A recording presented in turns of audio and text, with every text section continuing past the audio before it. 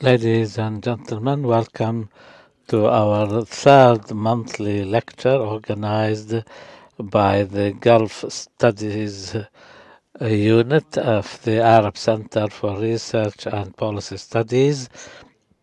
The title of the political economy of land in the Gulf, land acquisition policy in Kuwait. This is a very important topic indeed, and it has not been dealt with adequately in Kuwait. This seminar is a continuation of the efforts exerted by Dr. Ghanim Alnajjar, a project he started undertaking from the 80s, and it was the subject of his PhD dissertation, the Exeter University in 1984. And Dr. Ghanim Alnajjar doesn't need any introductions.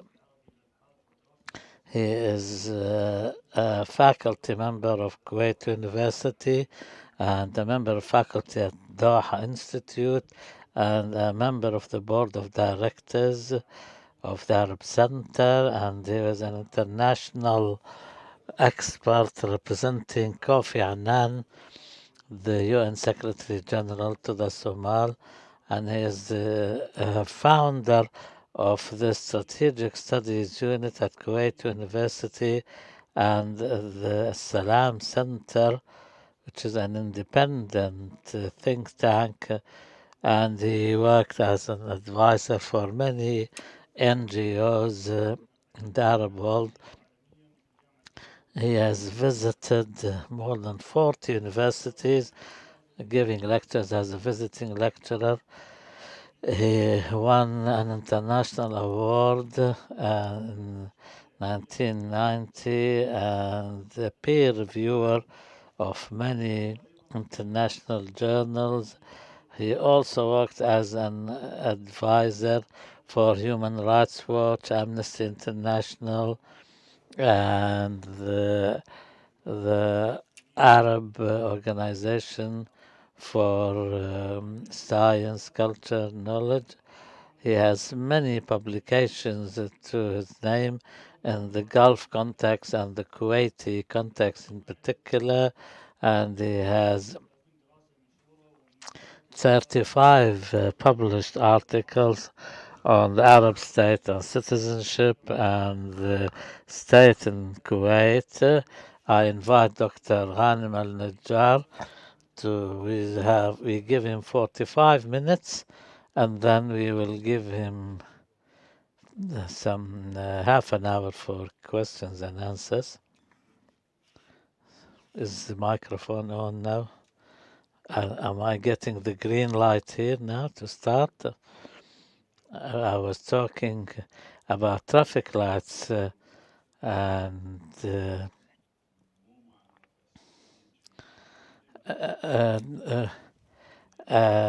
in fact, it's known to organize the traffic, but if we apply it to the context of statehood, in the Somalia, for example, for a long time they had no traffic lights and people were like driving in total disorganized manner. But when they started installing traffic lights, people felt comfortable even though they had to wait a long time for the green light. First of all, thank you for inviting me. This project has been in my mind for a long time, and the Gulf Studies Unit was planning to start this a long time ago, but it's okay, better late than never, as they say. And the question of land and land acquisition specifically is absent not in the Gulf context only, but in the global context who many people deal with. I concluded through my readings that land is both a reality and the state can be a figment of the imagination. Land remains, states can disappear. I was in Sudan in the 80s. So Sudan, of course, is going through a predicament we hope it will come out of soon, when the question of the South was, there was still a civil war at that time, which used to cost the country more than $1 million a day. And I was on a humanitarian mission, and I met more or less the entire political leadership. I engaged in conversation, which was both relative and not relative to this theme. But I concluded, however, that there is a form and there is a content. I said to my many Sudanese friends that you should expect that you will expect a problem within the political leadership. And then, in fact, some time ago, Al Turabi was imprisoned and schisms started appearing, and the rest of the story is well known to everybody. And I said to them, the South will separate. They said, how? I said to them, all the leaders I met are convinced that this will happen eventually, but they do not dare announce it publicly. Of course, ultimately there was an agreement, and the Southerners were part of the political leadership, but that did not last for long. And the South Sudan has separated from the Sudan, but not to the better. Their situation is really, really bad, although the media does not cover that. Going back to the question of the land is both a reality and an imagined. The Soviet Union was a major power, but after its disintegration, we had 15 countries as a result. If we were to say it would disintegrate at the time, nobody would have believed us. The Yugoslavia was the same. It was for some time. It was called, as was referred to as the former Yugoslav. That term has disappeared. Now Kosovo, for example, which is described as a Jerusalem of Serbia. Serbia is a very complicated case. Serbia sees in Kosovo it is the most sacred place, and this state, which is made up of four pillars. This is the nature of states, but land does not change. What separates a land from a sports club or a co-op, because this is a political term. Added to that is international recognition. Now we see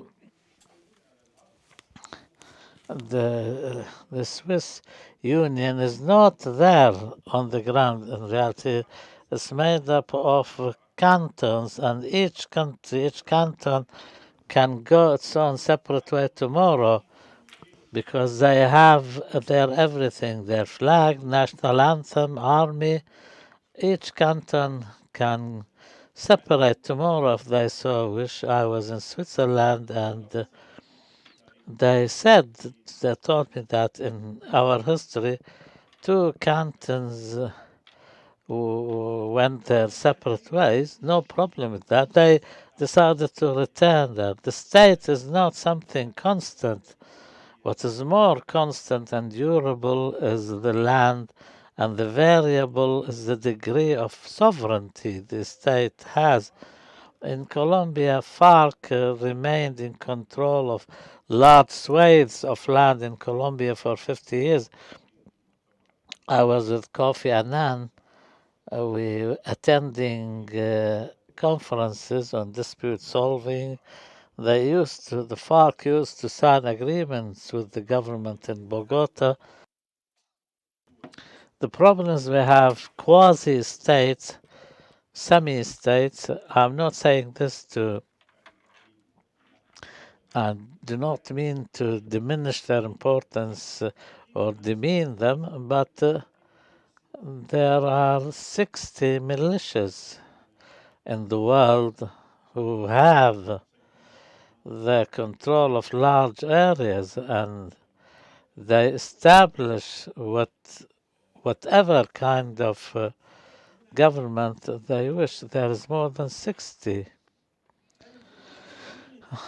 There is more than 1,300 international disputes between states. I'm not talking about within states. 1,300 disputes recognized by the United Nations between countries, interstate disputes on borders and the like. Most of it remain forever without being solved. We have this even between Gulf countries. There was a dispute between Qatar and Bahrain. They ended going to the International Court of Justice, although there is a committee within the GCC which deals with these disputes, but they prefer to go to the International Court of Justice. The situation in the Gulf is very complicated. Most of Gulf states, if not all of them, are relatively new, and the question of land is linked to the question of how to deal with state-owned property and privately owned property, and how much the ruling families own. And this is maybe what led us to this lecture, and Dr. Haider and Dr. Abdulrahman proposed that, and I suggested the establishment of a database because I had lots of difficulties in getting information. The only easy country was Kuwait. The others were always impossible to get any information. You don't see any written code.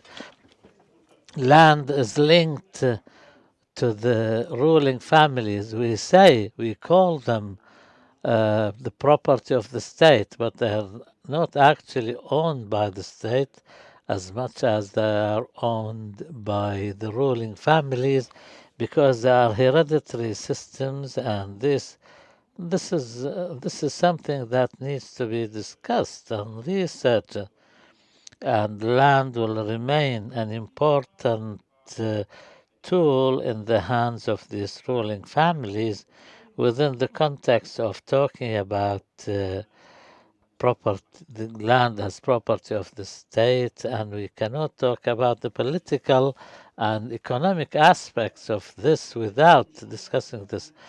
I'm gradually leading the conversation to even science fiction. We are living in the phase of artificial intelligence. I'm not very comfortable with the Arabic translation, but this is what is in use. For that, we have the social media and the platforms, Facebook, Google, and the rest. You can imagine, because people always think nostalgically of land, now they created the metaverse. It's all the produce of imagination because human beings are attached to land and nothing else. Although our theme is more to do with Kuwait, Kuwait took a rather strange line in this. It's amongst very few countries which nationalized its land. 97% of the land is nationalized in Kuwait. All of this has become the property of the state. This is the property of the state, not the ruling family. In other words, the ruling family cannot do what it likes with this land. The reason behind that is 1952, Kuwait's revenues has risen from 4 sterling pounds to 60 million. At that time, that was a huge fortune, and this wealth had to be channeled through to any direction. It could have been possible that at that time there was no constitution, there was no democracy, and Sheikh Abdullah Salim was an absolute ruler. He said, what should we do with this huge amount of money? Somebody suggested development. Development like schools, bridges, road systems, universities, hospitals. They cost 18 million sterling pounds. The British were thinking like this is a lucrative business. They wanted to know where this money was going. They started sending delegation after delegation to convince the ruler of Kuwait to invest this money in London. He remained resistant. Ultimately, there was a rather strange question. He asked them, these monies, if we invest them in London, in whose name will the monies be registered? Their spontaneous reply was, Your Excellency, whatever, it will be registered in your name. He said, no, this is not my private money. This is the money of the people. I was surprised when I read this personally. It came as a surprise. They said to him, you are a country which is not independent yet. This was in 58 or so, and Kuwait became independent in 61. He said to them, if you, in the UK you have a death duty. If someone dies, then the inheritance goes to the state by 40%. He said, do you have that or do not have? He said to them, if I register everything in your name, in my name, and when I die, 40% of it will go to you. They said, we can't do anything.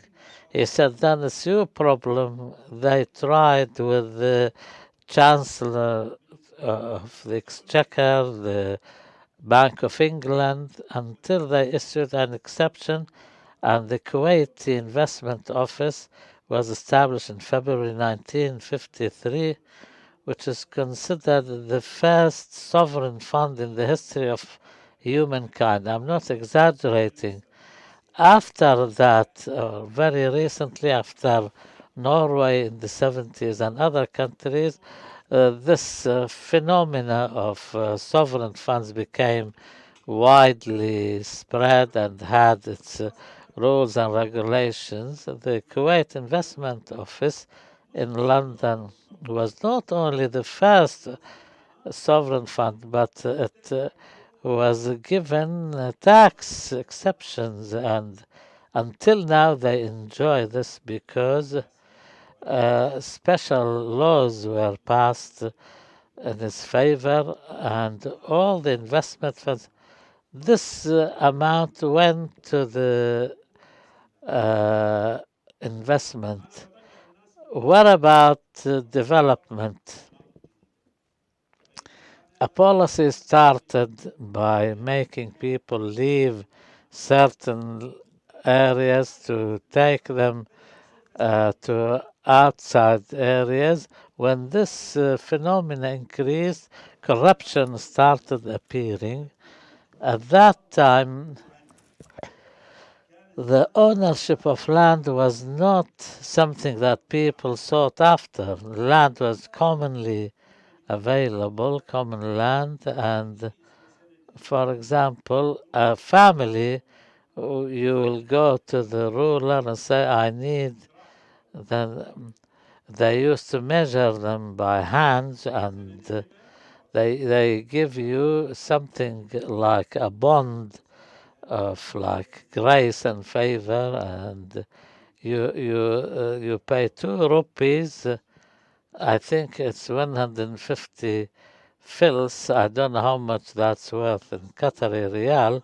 I registered that with the municipality, and people didn't even bother to register it because they thought the land was worthless. So when the government started in buying land, the prices went up, mostly inland, and a problem started occurring, and there was like a struggle within the political economy. A number of the family members, ruling family, and a number of merchants went. They said to the ruler, if you allow people to register these lands, and then in those days there were not proper borders, and the lands were not marked properly, like they used to say, the northern corner is where that tree is, and stuff like that. So the government decided to nationalize, and they said these are Amiri property, are in other words the property of the state, not the sheikh. When we calculated that, we found that in total they made 97% of land. I don't think there is any other country which has 97% of its land owned by the state. And I'm not talking about the ruling family. They have their own property. But I'm talking here about acquisitions by the state. And I covered the period from 1952 to 1982. And I calculated who took what on what date. I have a lot of data on that.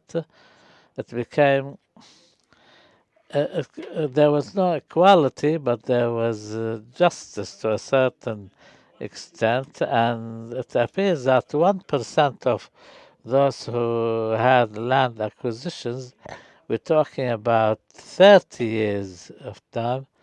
I think 3 billion Kuwait, in other words, 1 million dinars per year are $300 million a year. So the state, the government, at the beginning wanted some international advice. The World Bank and the International Monetary Fund came and made a recommendation. They recommended that this land acquisition should be stopped. It is not useful, although it was useful to many, and the municipality in 1964, Muhammad Atsani, who died recently, may God rest his soul, he decided to end this land acquisition. He studied it carefully because when the government wants to establish a project and it's on private land, the government would uh, acqu- this means that the moving the ownership from private to state owned. Of course, you have the right to complain, but you do not have the right to object because this is for the public good. So Muhammad Atsani, as a municipality council. He asked for 200 million dinars for this project to end this land acquisition thing once and for all. But the municipality council was dissolved and the land acquisition continued until we reached 700 million and more. Oh, anyway, the land acquisition policy focused investment on land and did not allow people to go beyond the scope of the 3%, and all the investments remained in the 3% remaining. And even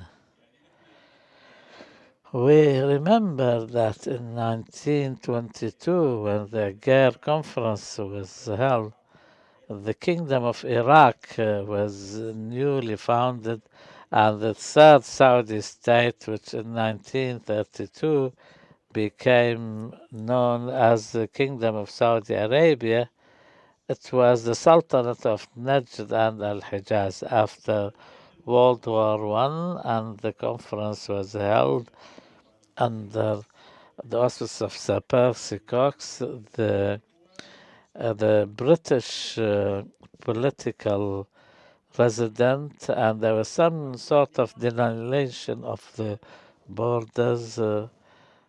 And Percy Cox was trying to protect Iraq because Iraq was under the British mandate, and they want to give the Hashemites because we let down the sheriff, and now these are sons, and the king of Hijaz at that time, the Abdulaziz wanted to acquire Hijaz too, but the British wouldn't accept that. Although this was like the jewel in the crown for Muslims, not just land, but it's more sacred for Muslims. Kuwait was marginalized and lost two-thirds of its land, and Sheikh Ahmed al-Jaber was not even represented, but all the discussion was on land. Abdulaziz bin Saud used to say to Percy Cox that we see which tribes pay zakat alms to us and determine the borders accordingly. That did not succeed, but ultimately the border disputes is a well-known subject. But what we want to focus on, and maybe this unit will establish a database for researchers, because we cannot make a comparison between Qatar and Bahrain. I tried, but to no avail, whether deliberately or not. There was no data. It's very scarce data. Maybe partly that's due to the nature of the land distribution in the Gulf is an absolute right which belongs to the ruling families, and this is problematic. In Kuwait, despite everything, many members of the ruling family go to courts and they lose when it comes to land disputes. So that's normal. So therefore, the establishment of this unit would help us. If we want to understand politics, we must understand land. Without understanding how land is divided and distributed, we cannot understand politics. In Kuwait, we have nationalized land, and hence tricks started appearing by establishing zones, an agricultural sector, an industrial sector, and without giving ownership rights, they go just rights to people to benefit. For example, then this way, of course, corruption spreads because They even went to the chalets in southern Kuwait. They are very expensive because there is only 3% of land which is available to be bought or sold, and these chalets were places for the fishermen, but with the passage of time they were turned into mansions, palaces, and villas with price tags of millions and millions, and the state entered them under the right of, and although the owners of these chalets are very influential, but the state said to them, this becomes now under the state sovereignty. You want water, you pay for it. You want electricity, at the same time you must pay rent because so that then we started getting into the business of Fantasia and different names. This is an area for raising bees,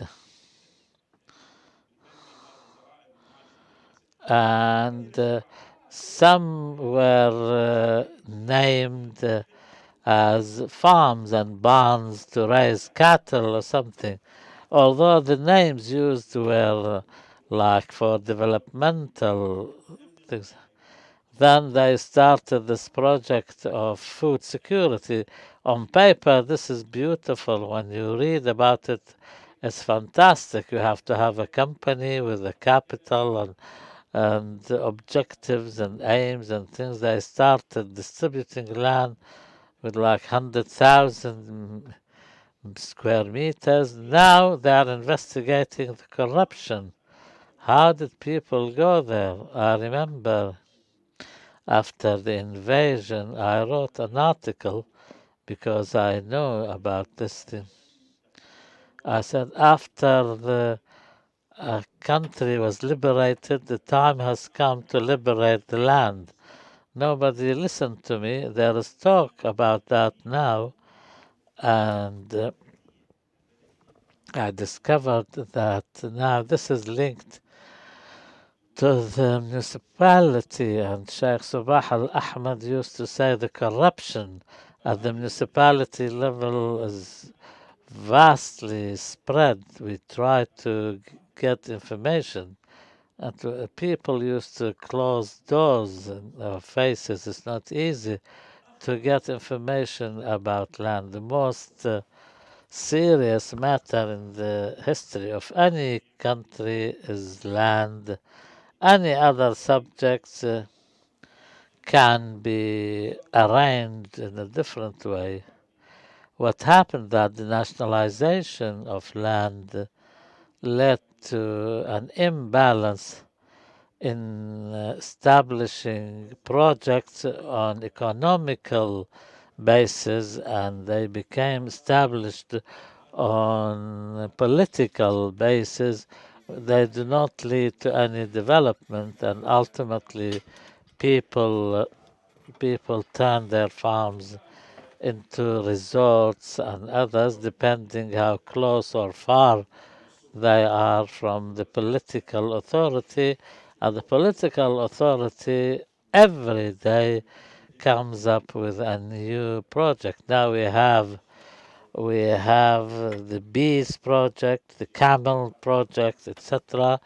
Barns to raise cattle, and all of this is done on political basis and not a real economic basis. And this is all to do with the land acquisition policies. When you nationalize land, this is very strange and is not present everywhere in the world. Now you cannot buy land outside the scope of the 97% acquisition area. Now land is linked to a very basic question, and that is accommodation. Accommodation is at the root of all problems.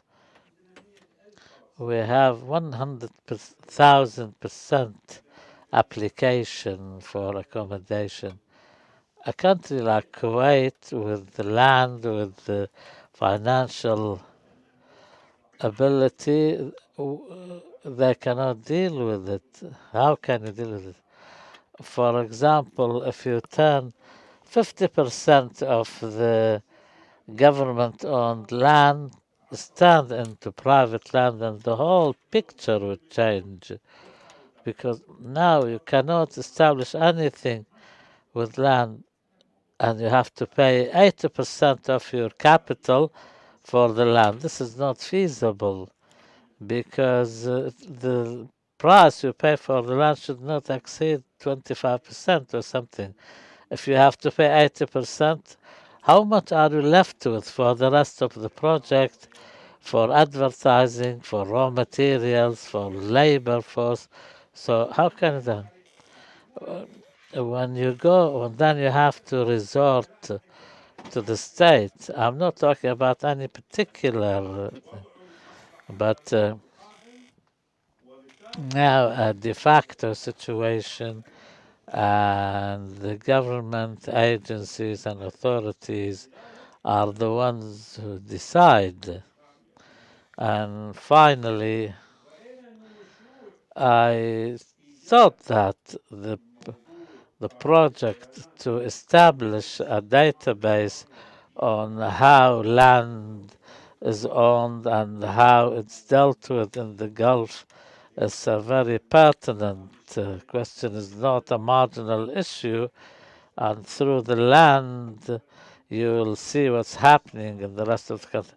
I'm not talking about corruption and things like that. Corruption is present, and anybody who follows the old Kuwaiti soap operas and TV series like Darb al and others, they have an element of truth in them, although they're dramatized by the will of God and with the efforts by all our colleagues.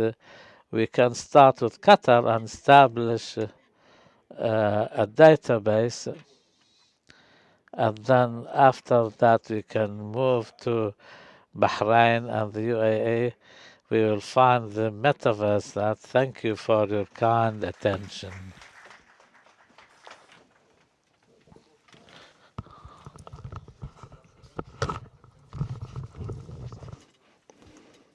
Thank you very much indeed. This was the lecture entitled The Political Economy of Land in the Gulf, Land Acquisition Policy in Kuwait. We shall throw the floor open now for you, ladies and gentlemen. Dr. Muhammad Al-Masri. Microphone, please.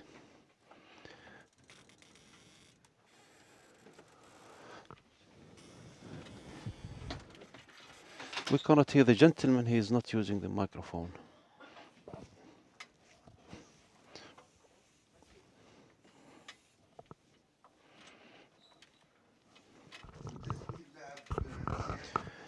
The policy of acquisition played a major role, perhaps, in the phenomenon of the difference in the societal strata.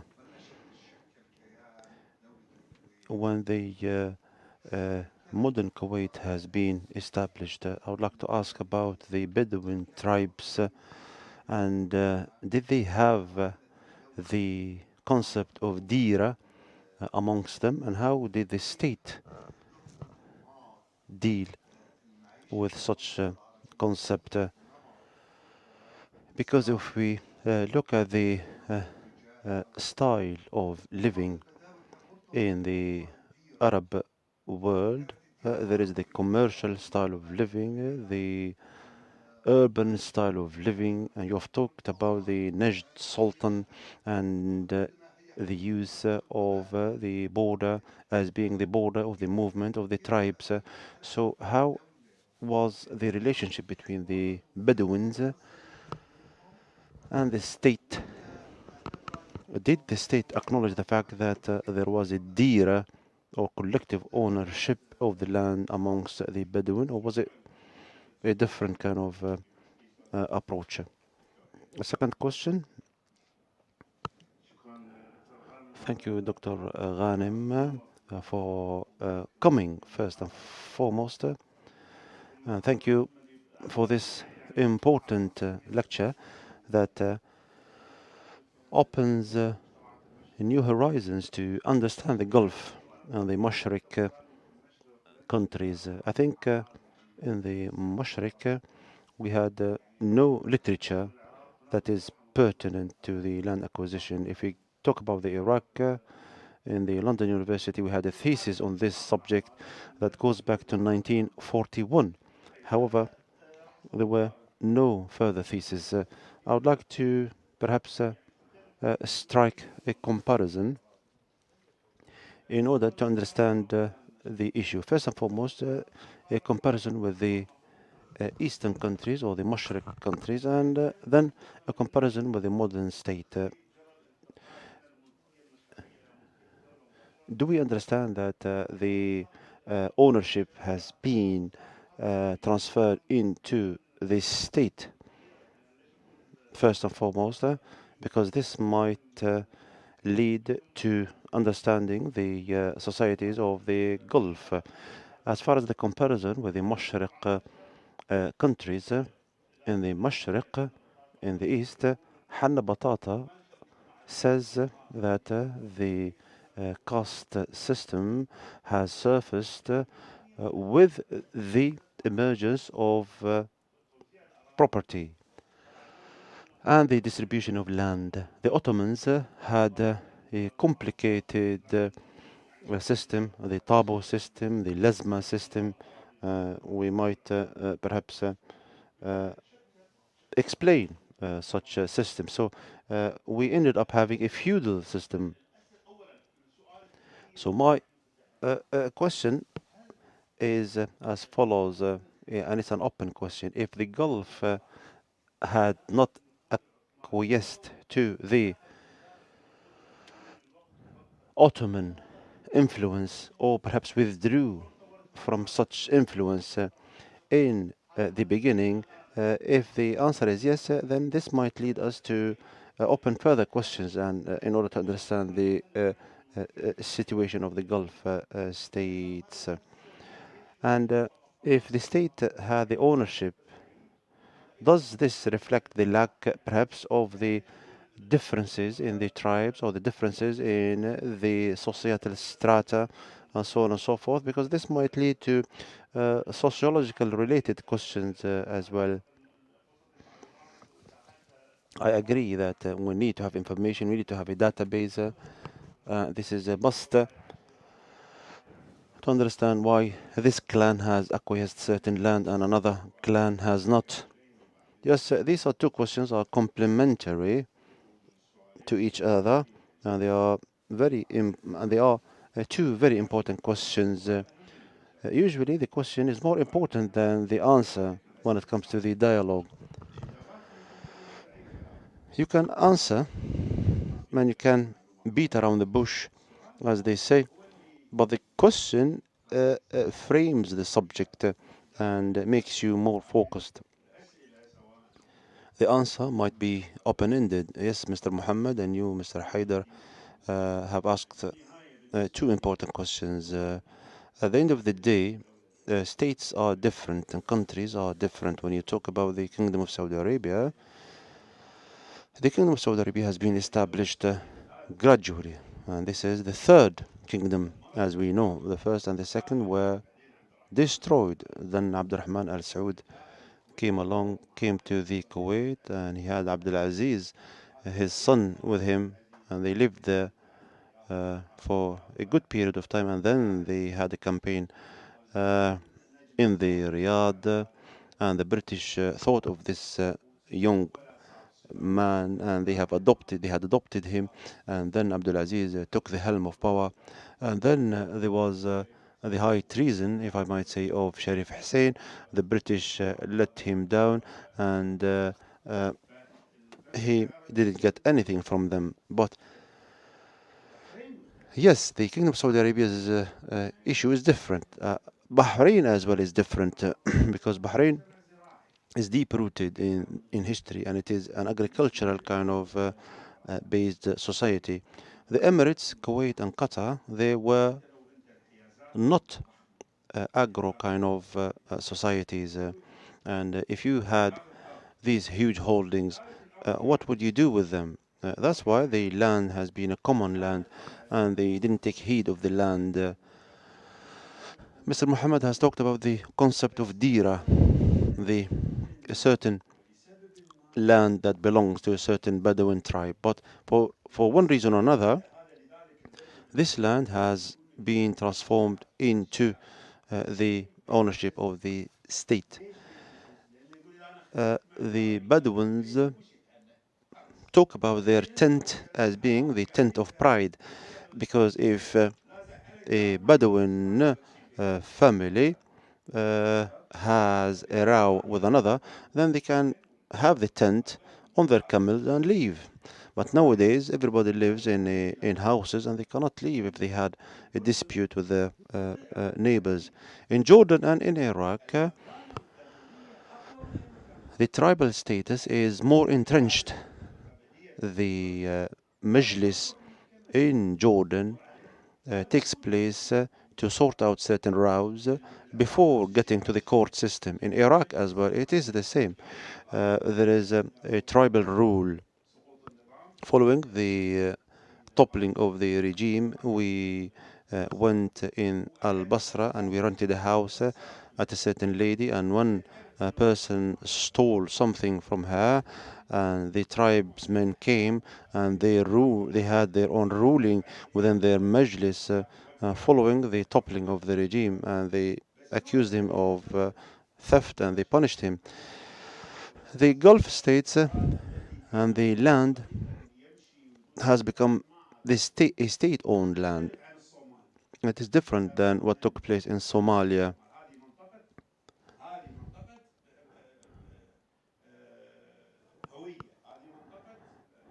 whereby there is a country that belongs to Isaac, there is a country that belongs to another person, and there is a fight on the land in Somalia. However, in the Gulf, the land is owned by the state. The most important document when it comes to history is the property document. If we had such documents, then things will be clarified. And Hanna Batata was right, as you quoted him. He followed a Marxist kind of approach, but this is not the issue. If a land is not owned by anyone, then the land will be a common land for everyone, on a par with communism. As far as the Ottomans are concerned, they had the taboo, and they had a complicated kind of land-related system. But the Ottomans in the Gulf countries, they had no influence, and the Gulf countries were autonomous as far as the management of the land is concerned. 3 or 4 sheikhs from the royal family, they might provide you with land pro bono, free of charge. And you'll have a deed that is called a gift deed. And nobody has understood that the signature of such sheikh will be useless at a later stage when the state became entrenched. So the issue of having land as property made the land price increasing, and then the struggle took place between some of the members of the royal families and some merchants, because the merchants wanted to buy and buy and buy. And here he, as a matter of fact, took the bull from its horn, and he had a decree. In 1975, the deeds of gifts were priced as they were priced in 1957. and they concluded the matter. These people said we had no acquisition of such land. We had been given such land as gifts. The Ummah Assembly said that these prices will go back to the prices of the 1957, which is next to nothing. The state thought of contributing certain plots of land, but this has been politicized, and it embarked on having certain land as being projects to build certain estates. And another approach is to be given a land and to be given a mortgage or a loan so that you can build upon it. But still, I think that the property is pertinent to the tribal aspect. What I've noticed in Iraq and Jordan, I've noticed that the modern state looks into these groups to help it in the governance itself. If there is a problem between clans, then the tribesmen will go along and they have their own. They would have their own court, tribal court, far detached from the court system in the land. In Iraq as well, when the government disappeared, things were similar to what took place in or what takes place in Jordan. In Somalia, they had traditional courts. For one reason or another, some translated such courts as being the Islamic court, and they were not Islamic courts. They are customs-based court, and they call them here in the Swahili language because they had no government, and thus they had such courts, and the judge will be a respected man who is trustworthy and so on. In Iraq, I was surprised because of the strength of such councils, such tribal councils.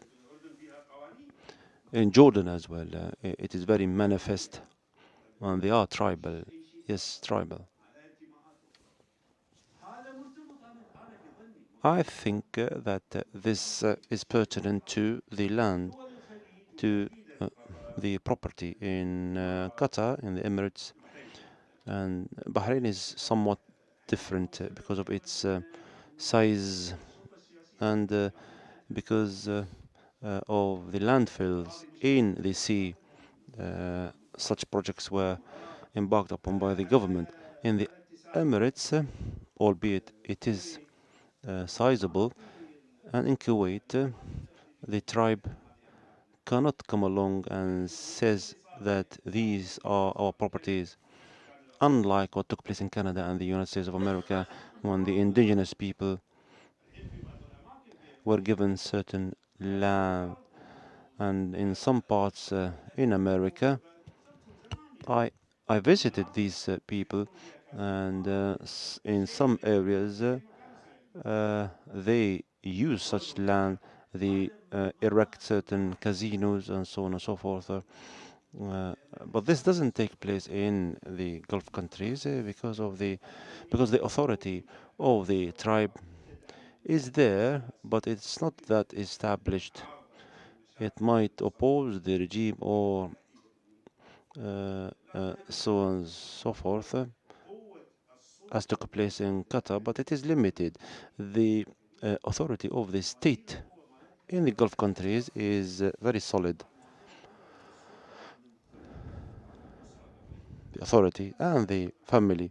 Here we're talking about 85 or 90% of the influence of the society by and large.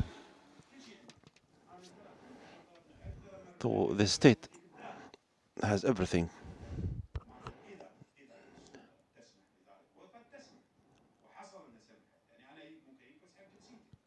It might, for example, strip a certain person from his or her nationality.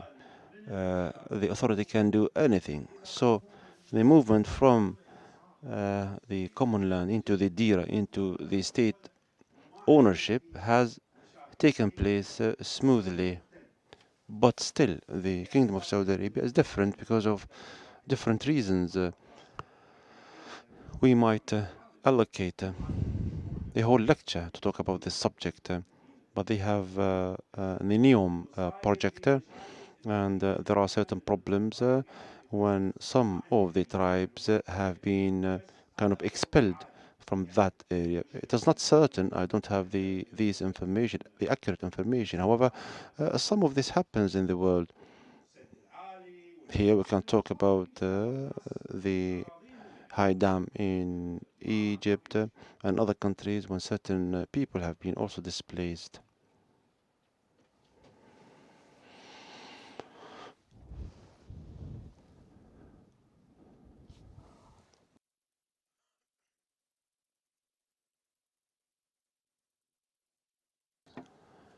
Muhammad Al-Arid, a researcher. I would like you to talk about the United Arab Emirates experience, how the 7 Emirates have agreed amongst each other in the Buremi, as you know, next to Al Ain. You can move through a land that belongs to Oman and then go through a land that belongs to the United Arab Emirates. Yes, as you know, the Emirates are 7, and Oman, it is called the Trussel Coastal Emirates, and there is Oman. Oman is older than the Emirates, as we know. If you go to certain areas in Africa, if you go to Kenya and to Mombasa, you will see a whole neighborhood of Omanis. As you know, the east of Africa has belonged to Oman at one stage in history. So the Emirates supposedly is the natural expansion of Oman. But the United Arab Emirates is a new country. It has been independent, and it's supposed to be including Qatar and Bahrain as well. But there were problems at the time, and Sheikh Sabah Al Ahmed in Kuwait played a major role in staving off any showdowns. Then Ras Al Khaimah was not included in the Emirates, but then it was included as the 7th Emirate. That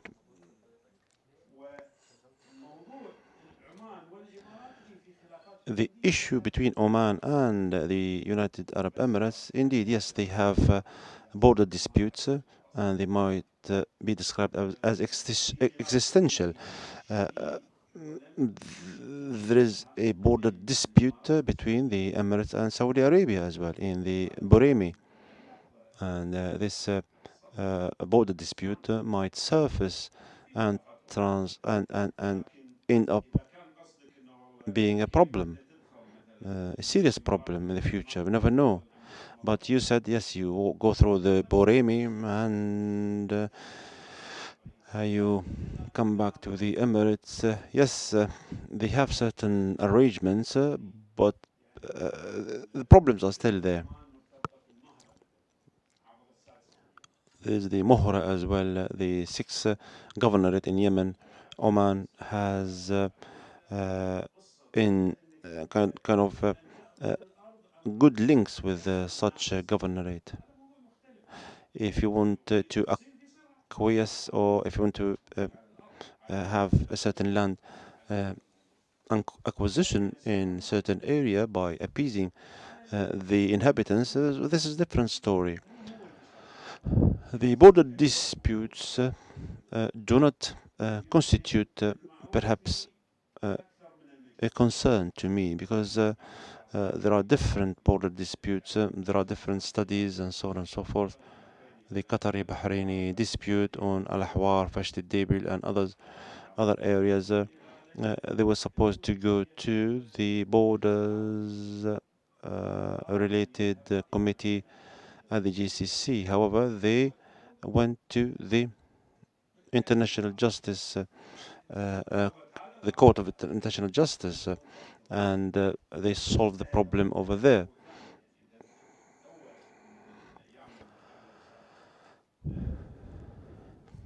A few days ago, there were certain problems.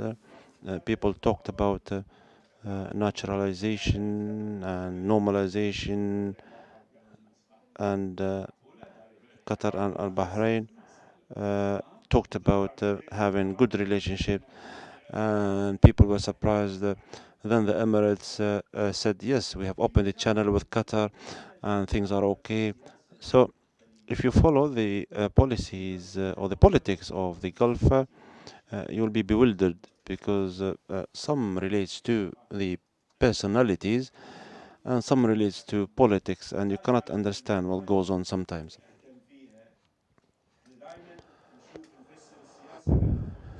We sometimes look at politics and link it to the bigger picture. However, I always wonder about the size or the weight of the politicians themselves. I am also interested in the issue of lying, and Laura is here. We might have a second edition, Why Politicians Lie. This is the title of my new book.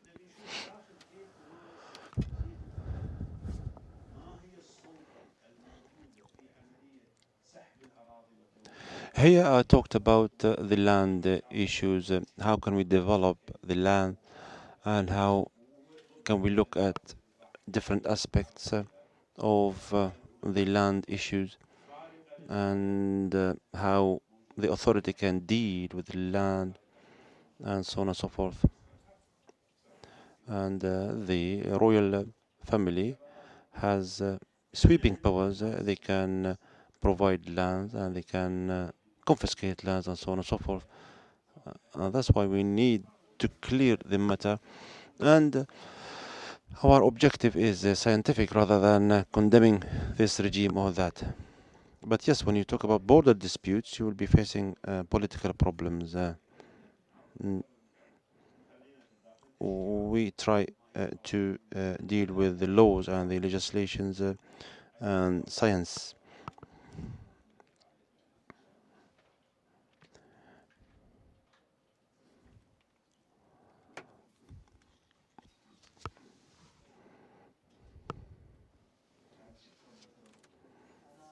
Thank you, Doctor. I'll go back to the point that you've mentioned. You've talked about the transformation that we've witnessed from the common land uh, into a state-owned land. My question is, this evolvement took place quickly because the land has been transformed into the state property. What were the reasons of such movement? When it comes to Sudan, the land is very precious, and historically speaking, the pattern of modernity and different types of properties have surfaced. Can we say that the pattern of the direct colonization is a protective kind of approach? And can we understand this evolvement through such angle?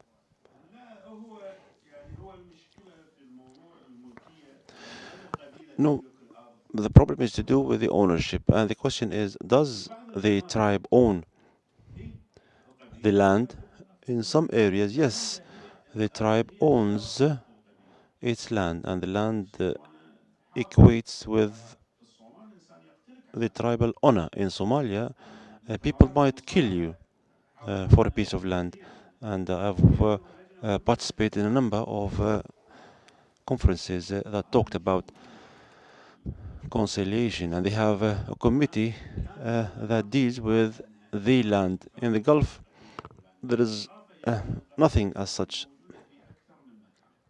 because the tribes are scattered in different places, and the state has the authority, and that's why I say the Kingdom of Saudi Arabia is different, because we have different areas: Jizan, Asir, the eastern area. Here we don't talk about tribes, but if you want to talk about the Shia are in the eastern parts. If you want the Ismailis, then they are in Najran. Najran. Can you uproot them from their land, or do you need to protect them and modernize the legislations in order for the private property to be entrenched? So there's no such thing as the property of the tribe in the Gulf countries, but in Somalia things are different, because the government is not there, and the tribal affiliations do have the upper hand, not the state.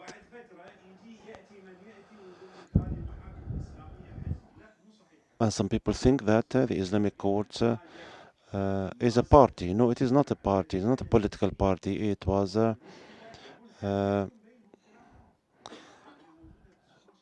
council or a court that has been established to settle disputes between the Somalis, because the criminal rate is high in Somalia. When I was responsible for the Somalian issue in the United Nations, when we hear an incident whereby 10 or 15 people perish, I have the mandate of document the details: who has been killed, who has killed. I haven't received a name ever. I would call them and they would say they have perished, they have been killed. Why do you ask about their names? They wouldn't give us names. One of my habits is to understand the graveyards in different cultures. And when you go to graves, you see a lot of things that you can't see in theater. The last time I went to Somalia, I thought to myself, let's go to a graveyard, because I haven't seen a graveyard in Somalia. So I told the driver, let's go. We went to land that is open, and there was a tomb, and one was sitting there with his legs dangling. So I said, hello, what are you doing here? He said, I'm a grave digger. I said to him, do you do that in a rudimentary kind of fashion on your own? I said to him, if a killed person would be brought along, do they provide you with a paper about his name and so on and so forth? He looked at me. He said to me, what kind of license are you talking about? So I said to him, anybody would come to you, you would bury him? He said, yes, I will bury anyone who comes along. There's no authority that provides license to me to bury people. He was very surprised. So the issue of death is looked at as being destined, and they sometimes are at loggerheads with each other because of the land. If you encroach on a land, you encroach on the honor. of the landowner. And this culture is entrenched indeed in Somalia, and 80% of the Somalis are herders, and herders are usually independent people. The conferences of the conciliation when it comes to Somalia takes place over 2 years, 3 years, and they are the longest. They must reach consensus, not a majority. These wise men will go under a tree. They might sit for 3 days, a week, a month, 3 months. They must reach consensus. Unanimity, rather, not consensus. Unanimity. In some areas in Somalia, we have peace because of such efforts. But yes, in answering your question, the authority of the state has been formed very quickly, and that's why the move from a common land into state ownership has taken place very quickly. In the Emirates, there is a competition between Dubai and Abu Dhabi and Sharjah and so on and so forth. And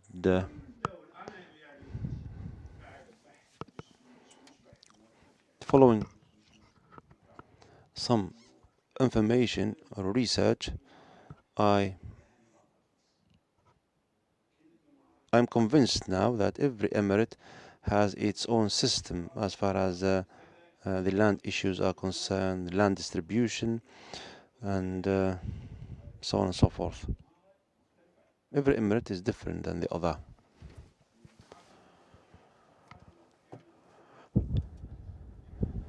And sometimes these issues are sorted out amicably without the interference of the court.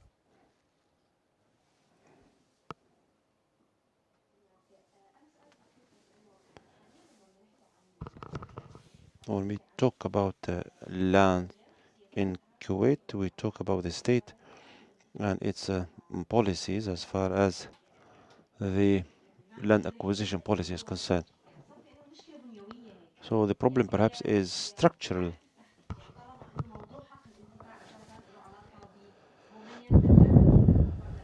Because the beneficiaries are the closest to the royal family. Not to that extent, no. The right of being a beneficiary is being sold. If you have a farm through connections, you can sell it. Sell it to anyone, yeah. What I mean is that he might have taken it through certain connections, but he can sell it. And this is permissible. Because this is the way the land is being distributed. Do we think that a time would come whereby the state can say that we have 97% of the ownership, we decide that 30% or 35% of this will be privatized? Do we think that this might happen? It might. Yes, but still, if it has been privatized, then we will have a different problem. Because some categories of people might buy these properties. Yes, you're right. What might take place is that the banks will be impacted directly, because one might take a huge loan and the collateral will be land. If you open this door, then the land price might be dropped or might be decreased. And I've warned the banks about this issue, and they said we haven't thought about this issue before. But is this feasible? Yes, it is possible. We need to exert certain efforts, because the beneficiaries are few. If we have friends, we have 15 people, we can have a land and we can build our houses. If we want to think to do that in certain zones, then this might be impossible because some zones are being designated as commercial, some are agricultural, and so on and so forth.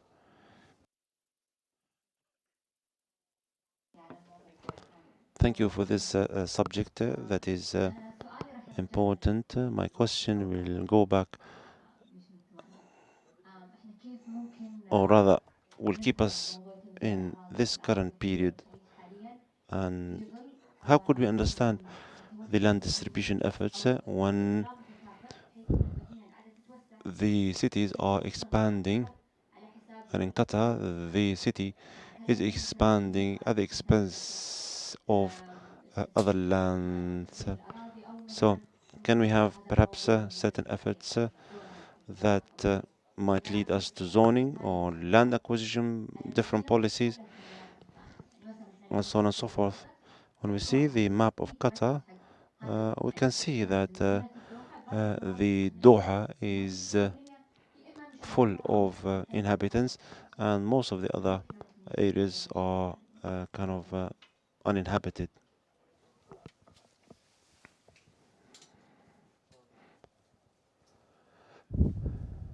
Microphone, please.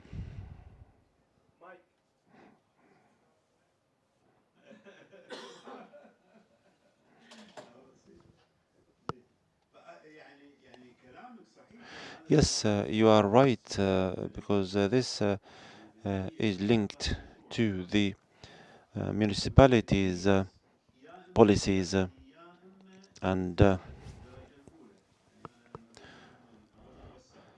when cities are expanded, I'm in my hotel, and through the window I see villas next to the sea.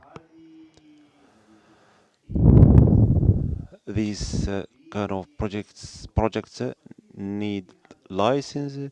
They need to have certain ecological studies. So the issue is political and economic. Can we have high rises? There are certain issues that are intrinsically linked to the ecology, to the environment, and so on and so forth.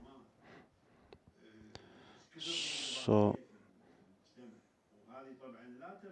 are we disciplined when it comes to building certain units, and so on and so forth, especially when the implementation is concerned?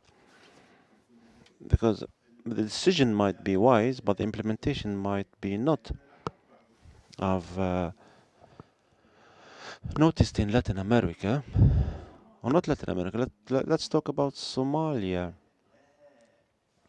Every city has its own entity, and the Somalis, the diaspora, following the 90s, the Somalis who live in Europe and America,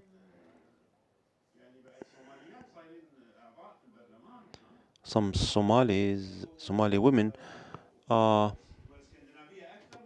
being elected as MPs in some Scandinavian countries and European countries as well. But in Somalia, every city has its own character. In Mogadishu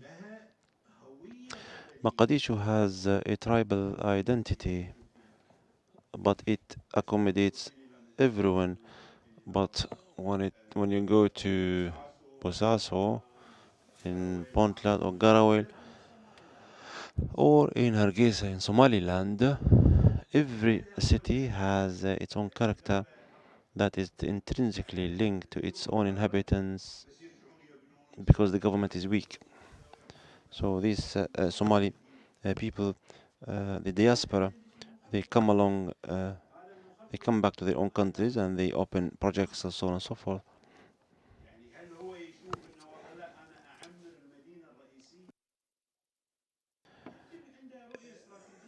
Is this to do with a strategic vision? I don't know, but still the other areas might be neglected. In Iraq, in Al-Basra is being built in its own right, also Al-Nasiriyah. In Mosul, uh, even Fallujah, the areas that I visited, Baghdad. So there was an expansion uh, propelled by the state and by the people as well. And every city has its own idiosyncrasy, but if the planning is being made from the top, and if they focus only on certain cities, then other areas will be neglected, especially in small-sized countries.